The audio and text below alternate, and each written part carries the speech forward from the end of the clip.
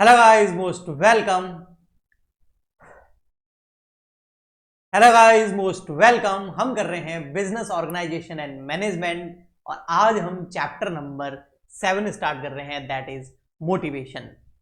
Motivation word सबने सुन रखा है, बहुत सारे यूट्यूबर्स भी हैं जो मोटिवेट करने का काम करते हैं। आप भी कभी ना कभी अपने टीचर से, पेरेंट्स से, फ्रेंड से, किसी ना किसी से मोटिवेट जरूर हुए होंगे। तो उस मोटिवेशन को भी पूरा डिटेल में समझते हैं कि कैसे किसी ऑर्गेनाइजेशन के अंदर मोटिवेशन जो है वो ह्यूमंस के बीच में, एम्प्लॉयज के बीच में काम करता है और उसके क्या क्या हमें बेनिफिट्स मिलते हैं, क्या फीचर्स है, क्या इसका मीनिंग है, पूरा डीप में अंदर तक अच्छे से समझेंगे। ओके जी, चलिए लेट्स स्टार्ट। सबसे पहले हम देखते हैं मोटिवेशन का मीनिंग है क्या। What is motivation? मोटिवेशन चीज क्या है? तो देखिए, motivation is the set of internal drives and external forces. देखो, बहुत अच्छी चीज बताइए। मोटिवेशन जो है ना, वो एक तो इंटरनल ड्राइव्स का सेट है और एक एक्सटर्नल फोर्सेस का सेट है। कुछ हद तक आप इस तरीके से समझ सकते हैं कि इंसान दो तरीके से मोटिवेट हो सकता है। एक इंटरनली मोटिवेट होता है और एक एक्सटर्नली भी मोटिवेट होता है।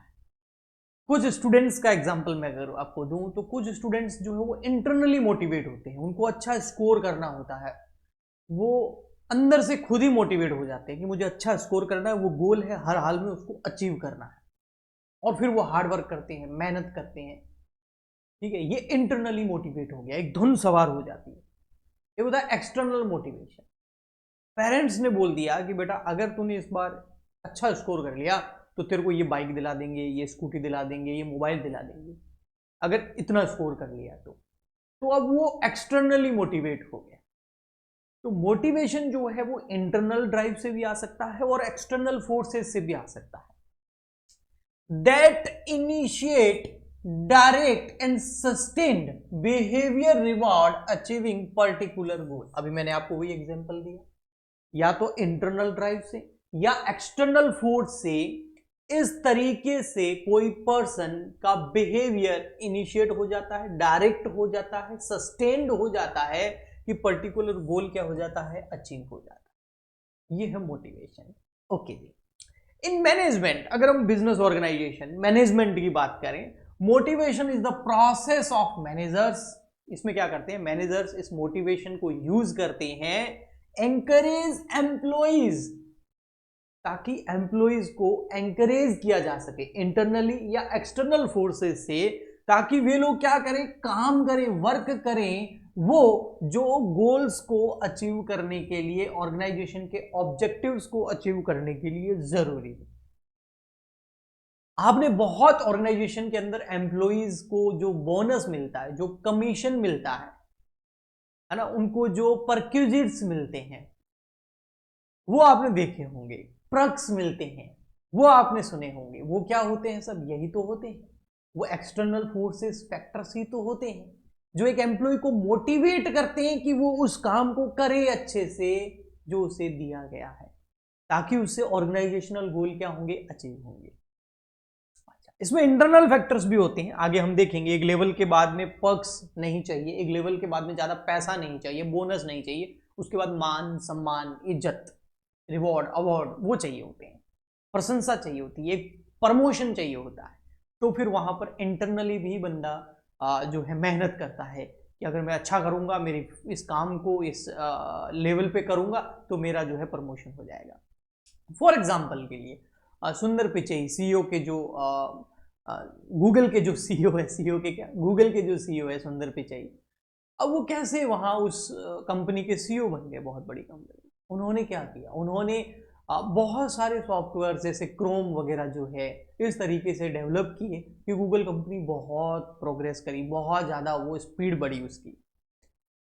तो उस वजह से उस बंदे को सीईओ बना दिया गया। तो वो तो इंटरनल हो गया ना, उसको कोई सैलरी का लालच थोड़ी दिया गया था। ओके जी, आइए पढ़ते हैं इसको आगे। जो मोटिवेशन जो है ना, वो किसी ह्यूमन के बिहेवियर को क्या करता है, चेंज करता है। और जब ह्यूमंस का बिहेवियर चेंज हो जाता है ना मोटिवेशन से, तो ह्यूमंस तीन काम करता है। एक तो उसको डायरेक्शन मिलती है कि उसको जो टास्क दिया गया है वो उसमें अपने एफर्ट्स डालें, तो एक डायरेक्शन मिलती है मोटिवेशन से। सेकंड नंबर, इंटेंसिटी आती है यानी कि वो हार्ड वर्क करने लग जाता है।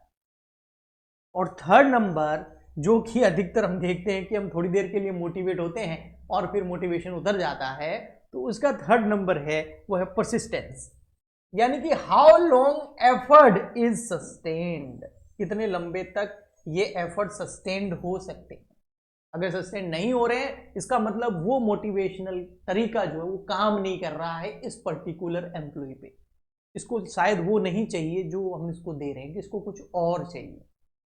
ओके जी, ठीक।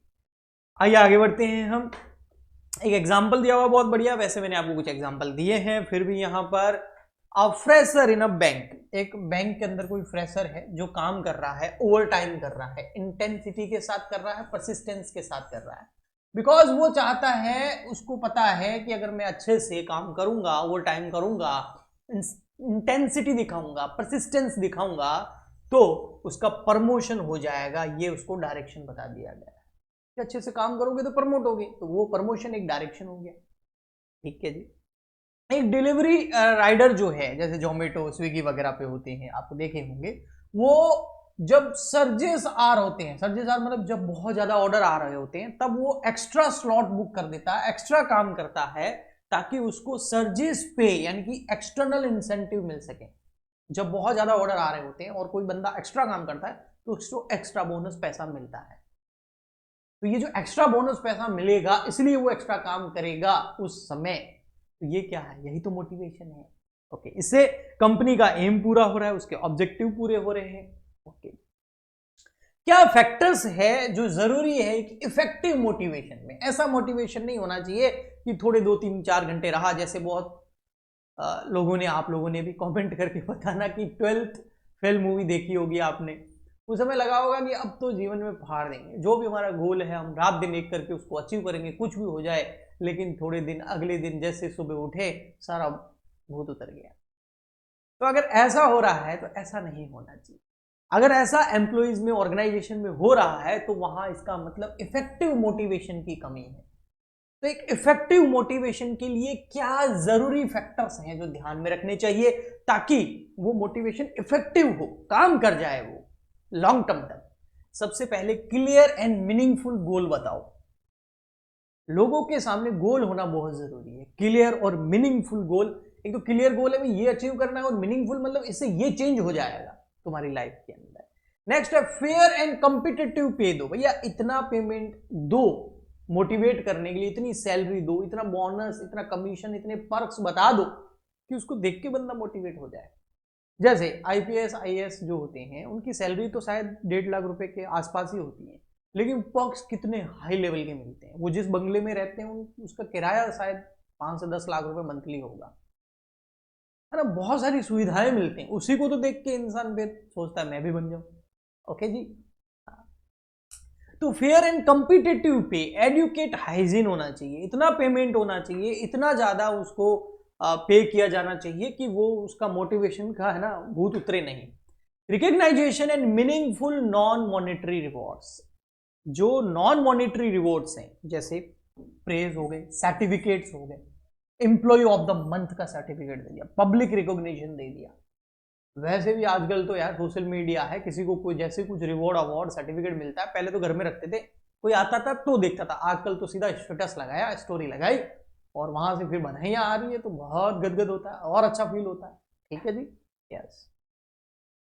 नेक्स्ट है, और बड़ी ऑर्गेनाइजेशन से मिल जाए तो और बंदा मोटिवेट होता है। Opportunities for growth and career development, उसको अपॉर्चुनिटी भी दो कि वो अपने आप को ग्रो कर सके, डेवलप कर सके। फॉर एग्जांपल के लिए अभी आने वाले 5-10 साल में दुनिया बहुत चेंज होने वाली है, चीजें बहुत सारी चेंज होने वाली है। उसका रीजन है एआई आने वाला, आर्टिफिशियल इंटेलिजेंस जो है आपके हर गैजेट के अंदर, हर इंस्ट्रूमेंट के अंदर, हर चीज के अंदर वो धीरे धीरे आनी स्टार्ट हो जाएगी और बहुत बड़े बड़े बदलाव आएंगे। तो जो आपके एम्प्लॉइज हैं उनको जो एआई है उसके बारे में कुछ ट्रेनिंग दे दो, कुछ कोर्सेज करवा दो, ताकि वो भी इन चीजों को समझे और अपने काम में उसको इंप्लीमेंट करे।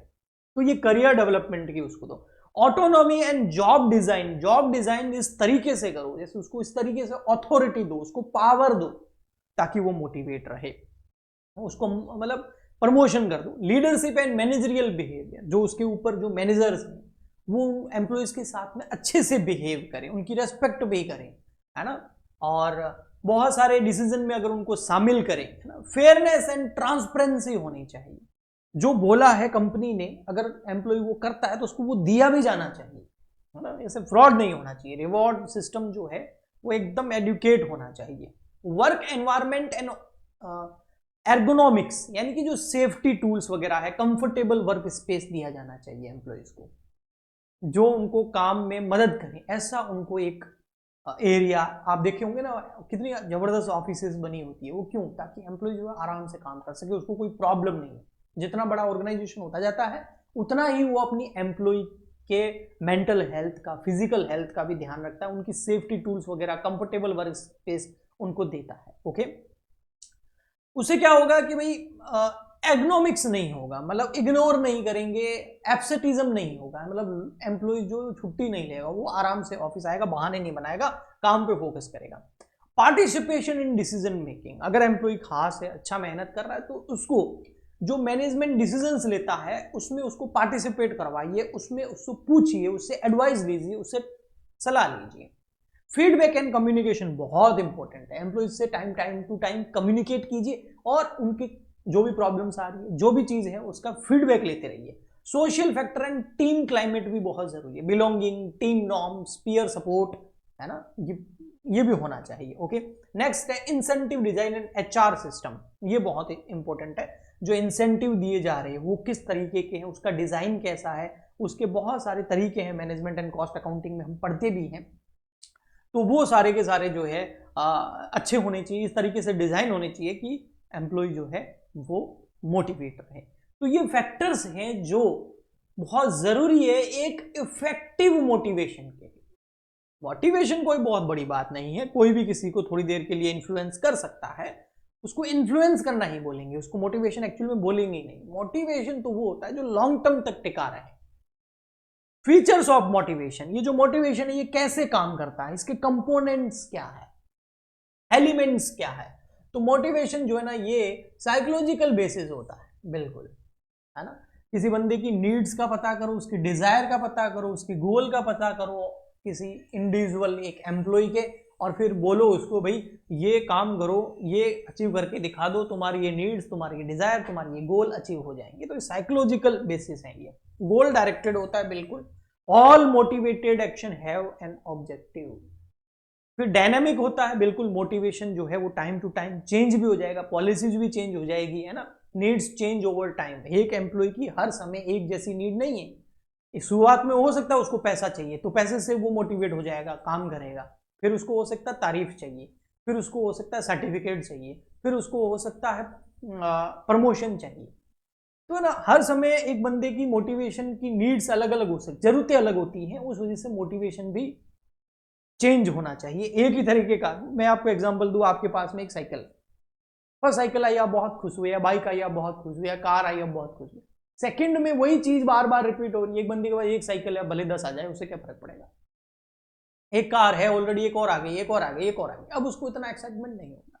ये ह्यूमन बिहेवियर ही ऐसा है ना, हम ऐसे ही तो बिहेव करते हैं। Complex and personal, different people have different motivator. Her motivator जो फैक्टर्स होते हैं वो हर इंसान के लिए अलग फैक्टर काम करता है। सभी लोग एक ही चीज से मोटिवेट नहीं होंगे। ये फीचर्स है मोटिवेशन। साइकोलॉजिकल बेसिस है, गोल डायरेक्टेड है, डायनेमिक होता है, कॉम्प्लेक्स एंड पर्सनल होता है, पॉजिटिव एंड नेगेटिव फोर्सेस दोनों काम करती है, combined drive for rewards and avoidance of punishment. Punishment होगा तो उसको अवॉइड करने के लिए लोग काम करते हैं। रिलेटेड टू परफॉर्मेंस, परफॉर्मेंस के ऊपर, प्रोडक्टिविटी, क्वालिटी, परसिस्टेंस के ऊपर डिपेंड करता है। कैन बी इंट्रिंसिक और एक्सट्रिंसिक, इंटरनल और एक्सटर्नल दोनों हो सकता है। मैंने आपको पहले ही बताया, इंटरनली भी कोई मोटिवेट हो सकता है और एक्सटर्नली फोर्सेस से भी हो सकता है। ओके जी। सिग्निफिकेंस क्या है मोटिवेशन की, मोटिवेशन क्यों इंपॉर्टेंट है। अगर मोटिवेट होंगे आपके एम्प्लॉइज तो आपकी प्रोडक्टिविटी बढ़ेगी, एफिशिएंसी बढ़ेगी बिजनेस के अंदर, क्वालिटी इंप्रूव हो जाएगी, कस्टमर सेटिस्फेक्शन इंप्रूव हो जाएगा, तो इससे आपकी सेल्स बढ़ेगी, सेल्स बढ़ेगी तो प्रॉफिट बढ़ेगा। लोअर टर्नओवर जो है वो होगा। लोअर टर्नओवर का मतलब यहाँ सेल्स की कमी से नहीं है, लोअर टर्नओवर का मतलब है एम्प्लॉय छोड़ के नहीं जाएंगे, लंबे टाइम तक आपके यहाँ रुकेंगे, दूसरी कहीं जॉब पे नहीं जाएंगे, मतलब दूसरी कंपनी को नहीं पकड़ेंगे, आपकी कंपनी में ही रहेंगे और उसकी वजह से छुट्टियां वगैरह भी कम होगी और नए लोग हायर नहीं करने पड़ेंगे, उससे बहुत सारी कॉस्ट भी बचेगी। Better innovation and discretionary efforts लगेंगे, है ना। और इनोवेशन नए नए होंगे, इंप्रूव होगा ऑर्गेनाइजेशनल क्लाइमेट और टीम वर्क, अलाइन होंगे इंडिविजुअल गोल्स विद ऑर्गेनाइजेशनल गोल। भाई इंडिविजुअल्स को हमने बता दिया ये ऑर्गेनाइजेशन के गोल है, ये अचीव करो, तुम्हारे गोल अचीव हो जाएंगे, ये हो जाएगा। बेटर कंप्लायंस एंड सेफ्टी रहेगी, motivation workers follow safety and procedures. Cost advantages हैं, कॉस्ट एडवांटेजेस का मतलब ये है कि अगर कोई एम्प्लॉय आपको बार बार छोड़ के नहीं जा रहा है, एक एम्प्लॉय को आपने हायर किया, उसको मोटिवेट किया, उसमें स्किल वगैरह सब है, अब वो अगर लॉन्ग टर्म तक टिके रहता है तो उसकी जगह किसी दूसरे को हायर नहीं करना पड़ेगा। दूसरे को हायर नहीं करना पड़ेगा तो जो हायरिंग कॉस्ट होती है, हायरिंग कॉस्ट समझते हो, एग्जाम करवाना पड़ता है या इंटरव्यू लेना पड़ता है, फिर उसको सिखाना पड़ता है, फिर ट्रेनिंग देनी पड़ती है, उसमें पैसा लगता है, वो पैसा बचेगा। ओके ठीक है, तो ये हमारा आज के लेक्चर के अंदर हमने मोटिवेशन चैप्टर में काफी कुछ कर लिया। नेक्स्ट लेक्चर के अंदर हम थ्योरीज ऑफ मोटिवेशन करेंगे जो कि मोस्ट इंपोर्टेंट है और बड़ा अच्छा भी लगेगा आपको। बस एक काम कीजिए, इस वीडियो को लाइक कीजिए, चैनल को सब्सक्राइब कीजिए और इस वीडियो को जरूर शेयर कीजिए ताकि और भी स्टूडेंट्स अपनी अच्छे से प्रिपरेशन कर सके। हम मिलते हैं नेक्स्ट लेक्चर में, आज के लिए इतना ही, तब तक के लिए goodbye and thank you.